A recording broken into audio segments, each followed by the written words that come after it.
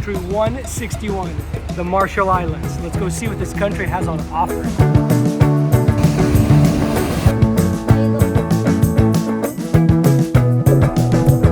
The Marshall Islands are made up of over 1,000 islands and 29 coral atolls, which is really what makes this country so unique. For example, on the main island where the capital Majuro is located, the atoll runs end-to-end 50 kilometers, but at its widest point is only 150 meters.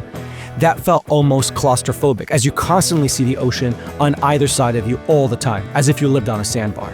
Now, what's even crazier is the population of the islands was higher 80 years ago than it is today. In fact, it dropped to even below 50,000 during COVID, when a lot of Marshallese moved to the US. So when you walk around, it just doesn't feel overly populated at all.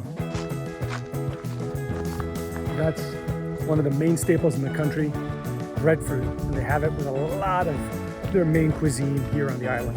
So I booked a hotel before I got here for only one night, so I wasn't really sure about it, and I kept pinging these guys, the Marshall Island Resort, trying to get a reservation, and they finally got back to me after I'd already booked with another company or another hotel. Thankfully, I was able to reverse the other hotel and gonna be staying here. On my first day, I decided to walk to the end of the main island so I can get a better sense of my surroundings. The country depends very much on the US for economic support, and it also receives aid from other nearby Asian nations, so it's not as developed in terms of its infrastructure. That said, the coastline is beautiful, especially at sunrise. And from what I was told, there is so much to see in the other islands and atolls.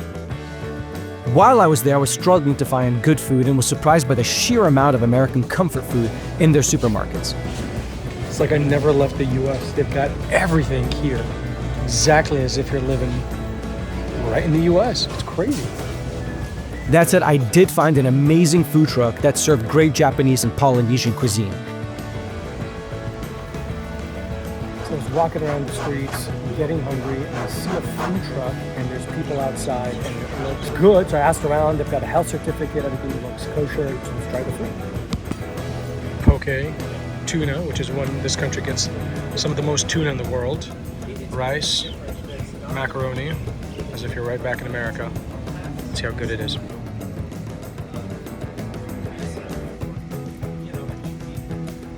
And I even had a chance to try a crazy fruit that I had never before seen, called the pandanus, which can be eaten raw, boiled, baked, or even made into a pasta or jam.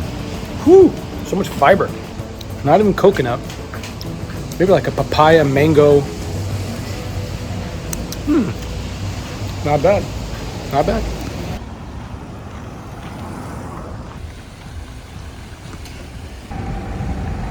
So what's wild here is that despite an island of only about 30,000 people, there are cars everywhere and there's traffic constantly on the one road in and one road out of this island. It's just nuts.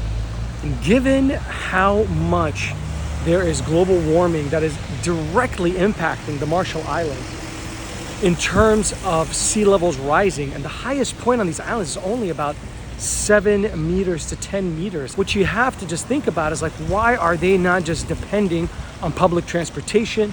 I haven't seen a single bicycle here, no motorcycles, nothing that at least in some semblance helps with the reduction of a carbon footprint. It's just absolutely crazy. And you see these mini buses, but they're not taking people for public transportation. They're just laying around. And these are the bus stops that were created for public transportation, and yet all I ever see is people using it for taxi stops. And that's it. Absolutely wild. What put the Marshall Islands on the map, at least in terms of the US perspective, was the use of the atolls for different nuclear tests. After World War II, the Marshall Islands was in US control. And with the Cold War arms race in full swing, the islands were selected for nuclear testing because of their remote location, sparse population, and stable weather conditions. Between 1946 and 1958, there were 67 nuclear tests done on the islands, with some of the largest nuclear explosions in history conducted there.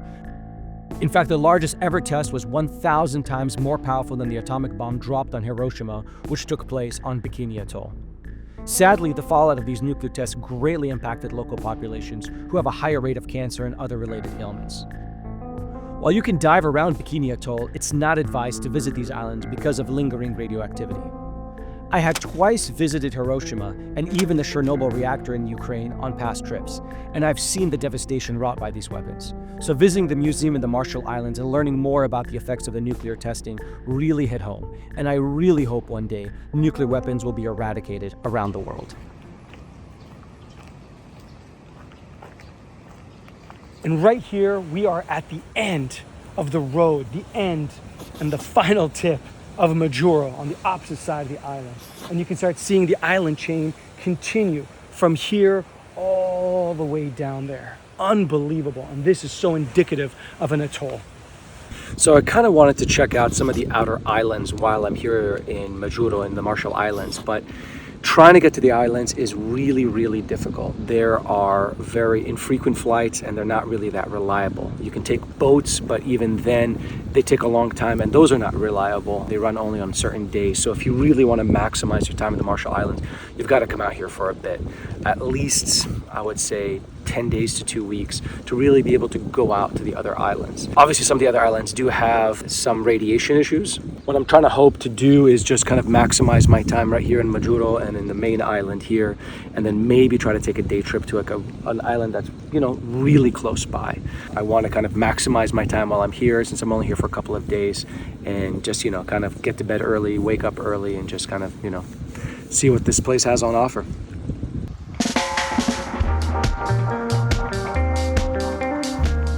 So I'm going to head out to Eneko Island as probably the best option for something nearby for a couple of hours, and, you know, just chill out there and do some writing and reading and chilling.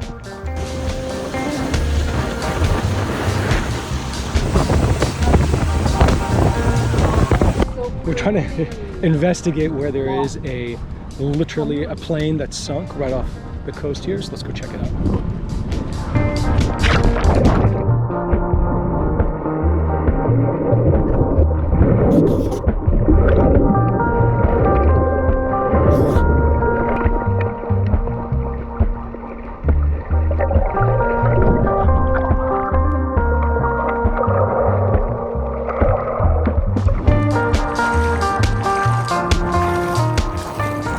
How incredible is this? The water must be like 75, 80 degrees, probably like closer to 80 something actually.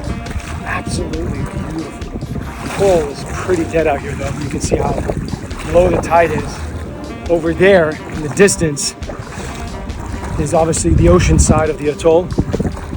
And in here, that's the lagoon, so it's protected. And you could pretty much, the tide is so low, walk between some of the islands in the atoll, all the way out there.